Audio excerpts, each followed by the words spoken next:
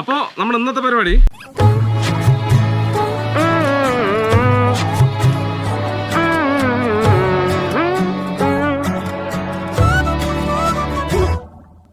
എന്തിനി വേഗം ഇത്തിരി നേരം പറ്റിപ്പിടിച്ചു ഞാൻ നിന്നുടെ മൃദുല പ്രതലം അധികം മധുരം അതിമനോഹരം മാനത്തെ അമ്പിളി ചേലത്തെ കൊമ്പിളിൽ കൊണ്ടുവരാനായി സാധിച്ചില്ലെങ്കിലും കാറ്റിലും കോളിലും കൂട്ടു പങ്കിടാം ഞാൻ മതി വരുവോളം.